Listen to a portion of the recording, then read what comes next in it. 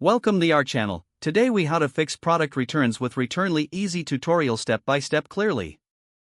To begin fixing product returns with Returnly, visit the Returnly website. Log into your account using your email and password. Once logged in, you will see your dashboard.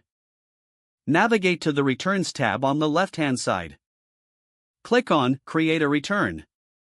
Select the order for which you need to process the return. Enter the reason for the return in the provided field. Choose the preferred return method from the options available. If necessary, provide any additional details or instructions related to the return. Review the return details for accuracy. Click on the Submit button to process the return request. Returnly will generate a return label if applicable. Download and print the return label for the customer. Communicate the return instructions clearly to the customer. Confirm that the return label has been sent via email. Track the return status using the Returnly dashboard. Once the return is received, verify the item condition. Process the refund or exchange as per your store policy. Ensure to update the order status in your system.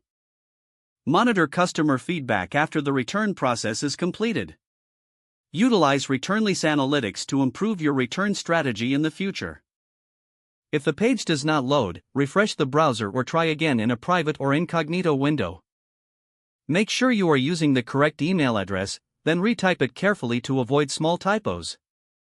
If your password is not accepted, use the reset option and create a new strong password you can remember. Check your spam folder for verification or security emails, then complete any requested confirmation steps. Enable two-factor authentication if available to improve account security and reduce unauthorized access risk. After signing in, review your profile details so your contact information and settings are accurate and current. If you see an error message, note it down and try again after restarting your device and internet connection. Log out when you finish, especially on shared devices, to keep your account and payment information secure. Don't forget to like this video and subscribe to our channel for more step-by-step tech guides.